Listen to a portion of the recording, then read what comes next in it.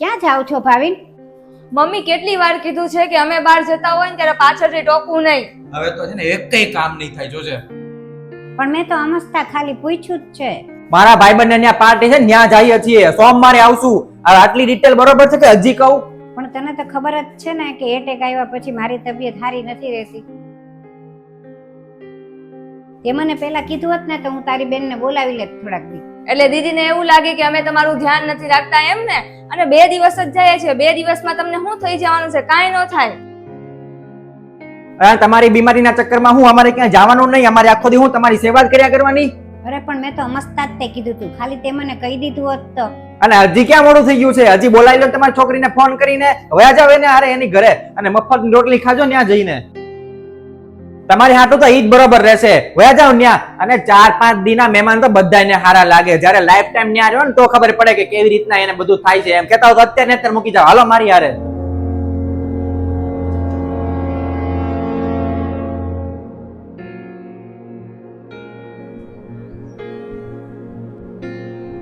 મનીષા, માથું બહુ દુખે છે, 1 કપ ચા બનાવી દઈશ? હે ભગવાન, હજી તો મેં ઘરમાં પગ નથી મૂક્યો ત્યાં તમારા ઓર્ડર ચાલુ થઈ ગયા.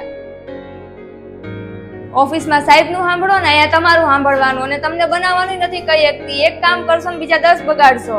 વાંધો નહીં, તો હું હમણાં બહાર જઈને પી લઈશ. હા, ઉડાડો ને પૈસા. અમે ઘરમાં કમાઈને લાવીએ, તમે બહાર જઈને ઉડાડો. ભાવિન, તે દવા ક્યાં મૂકી છે? મને મળતી નથી અને મને છાતીમાં બહુ દુખે છે. જલ્દી દે ને દવા, નહીતર ક્યાંકથી મને મગાવી દે. અરે પણ મમ્મી, અહીંયા મને ઓફિસમાં કેમ ફોન કરો છો વારે વારે? એક તો દવા તમે પીવો અને ક્યાંક ગમે ત્યાં મૂકી દો ને પાછા મને કહો છો. મૂકો ફોન, મને હેરાન ન કરો.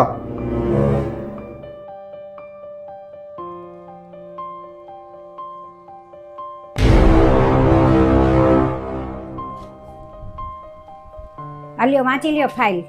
શું છે આ બધું? મારી વસિયત બનાવેલી છે. હા તો ભલે ને વસિયત બનાવી, મને ખબર જ છે કે મારા જ નામની છે. પછી મારે શું? ઈ જૂની હતી અને હવે આ નવી બનાવી છે. નવીમાં લખ્યું છે કે જ્યાં સુધી હું જીવીશ ને ત્યાં સુધી આ બધું મારા નામે રહેશે અને હું મરી જઈશ ને તો બધું દાનમાં દેતી જઈશ. મગજ તો ઠેકાણે છે ને તમારું? આ હું બધા નવા નાટક ચાલુ કર્યા છે. તમે યાદ કરો કે તમારું વર્તન કેવું હતું મારી હારે. અને આ બધી મિલકત હું દઈ દઈશ ને દાનમાં, વૃદ્ધાશ્રમમાં, તો ઈ લોકો આખી જિંદગી મને યાદ કરશે. મમ્મી, તમે અમારી સાથે આવું કરશો? કેમ, તમે ભૂલી ગયા તમે મારી હારે હું કર્યું ઈ? આ બધું તમને શીખવાડ્યું કોને? નામ આપો મને એટલે હું કહું હમણાં. ઈ જે હોય ઈ મારે કોઈનું નામ દેવાની જરૂર નથી, પણ તમારા કરતા તો ઈ હારા જ છે. એટલે હવે તમે આજથી છે ને આ ઘર ખાલી કરીને વયા જાજો. અરે પણ મમ્મી, પછી અમે ક્યાં જાવું? તમારે જ્યાં જવું હોય ત્યાં જાજો, ઈ મારે નથી જોવાનું. લાવો મારી ફાઇલ.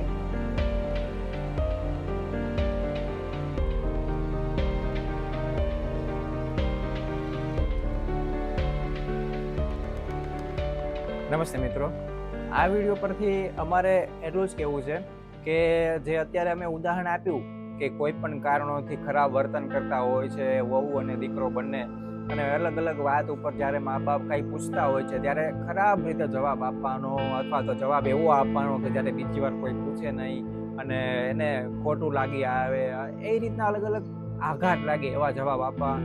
તો એવું ન કરવું જોઈએ. હંમેશા તમારે તમારા મા બાપનું માન સન્માન રાખવું જોઈએ, અપમાન ન કરવું જોઈએ. કેમ કે તમે જ્યારે નાના હતા અને ત્યારે તમે સમજના થયા ત્યાં સુધી દરેક વાતમાં, દરેક જગ્યાએ એમણે જ તમને બધું શીખવાડ્યું છે. તમે પણ ઘણીવાર જ્યારે બાળક હતા ત્યારે એવું ઘણા બધા તોફાન કરતા હો, મસ્તી કરતા હો, ઘણું બધું તોડફોડ કરી હોય, ત્યારે તમે આવું નથી કરેલું ક્યારેય એમણે તમારી સાથે. પણ હવે જ્યારે તમારો વારો આવ્યો છે એમનું માન સન્માન કરવાનો, ખાલી એમને સરખો જવાબ નથી દઈ શકતા, એટલે સરખો ખાલી જવાબ દેવાનો જો તમારો વારો આવે છે, થોડું ઘણું એમને દેખરેખ કરવાનો વારો આવે છે, ત્યારે તમે એને ખરાબ વર્તન કરવા માંડો છો. તો એવું ન કરવું જોઈએ. અને મા બાપ તો આપણી માટે ભગવાન સમાન હોય છે, તો એમની સાથે આવું ખરાબ વર્તન ન કરવું જોઈએ. બાકી તમને વિડીયો ગમ્યો હોય તો લાઈક, કમેન્ટ અને શેર કરજો.